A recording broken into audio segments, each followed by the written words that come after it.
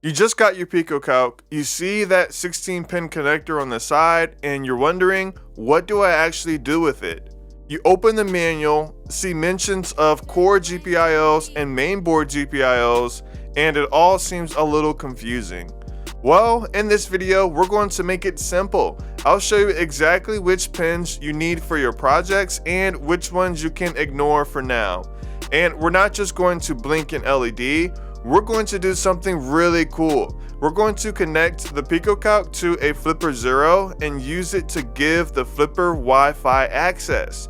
By the end of this, you'll understand how to connect other hardware and be ready to start your own custom projects. First things first, let's talk about why the PicoCalc can seem confusing. It's because it doesn't have one brain, it has two, and they work together. On one side, you've got an STM32 microcontroller. Think of this as the stage manager. It's a workhorse chip that handles all the behind-the-scenes stuff like the keyboard, the backlight, power management, pretty much all the essential tasks that make the PicoCalc work. Then you got the main event, the Raspberry Pi Pico. This is the brain you'll be talking to. It's powered by the RP2040 chip, which was designed specifically for makers and hobbyists like us. It's powerful, flexible, and way more beginner friendly. The Pico is what actually runs the Basic you see when you turn the device on. And most importantly, it has a whole set of general purpose input and output, or GPIO pins, that are there specifically for you to use. That connector on the side of your PicoCalc exposes pins from both of these chips, and knowing the difference is the key. So the big question, which of these 16 pins do you actually use? It's simpler than you think. Look at the connector on the left side of your PicoCalc. It's split into two sections of 8 pins. The top 8 pins are actually connected to the Raspberry Pi Pico.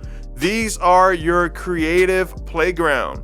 From top to bottom, they are the 3v3 out, GP2, GP3, GP4, GP5, GP21, GP28, and the ground. When you're working in Basic or MicroPython, these GP pins are the ones you'll be controlling. GPP4 is the TX for the UART, and GPP5 is the RX for the UART. These GP pins are your connection to the physical world for LEDs, sensors, motors, and more.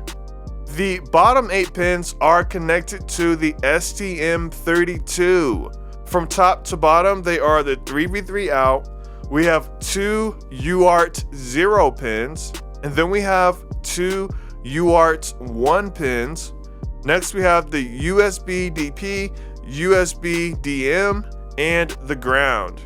Now, these are for more advanced system level tasks. For now, think of this bottom section as an experts only zone.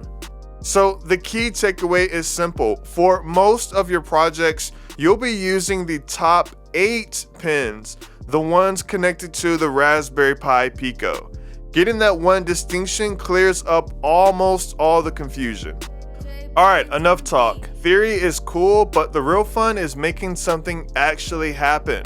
We're going to skip the blinking light and do something even cooler. We're going to use the PicoCalc to give a Flipper Zero internet access.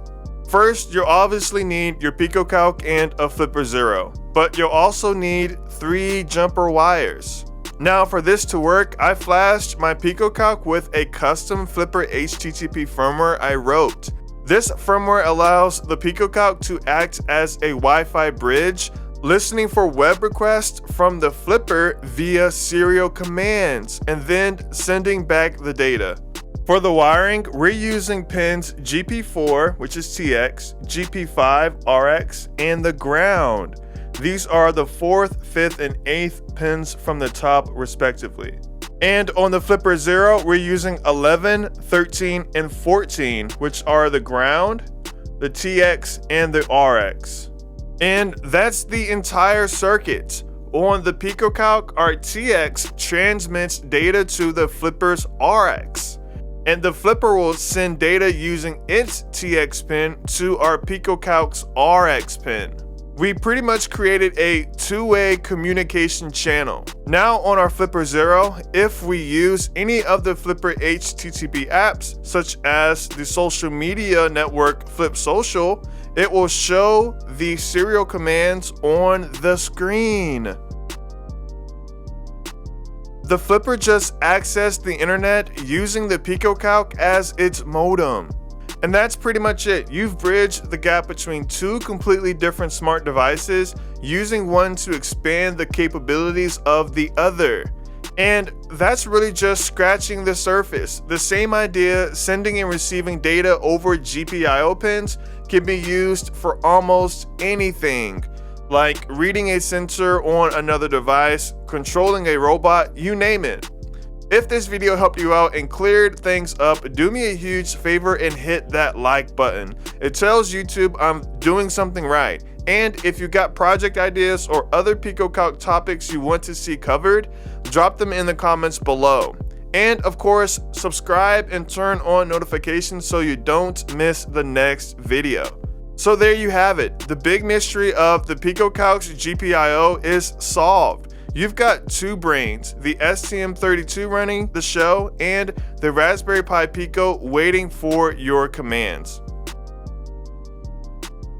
The connector on the side is your gateway, and now you know it's split in two. The top 8 pins for your projects and the bottom 8 pins for advanced functions.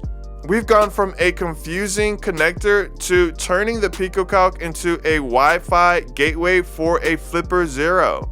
You didn't just establish a connection, you've learned the fundamentals for any advanced hardware project, serial communication.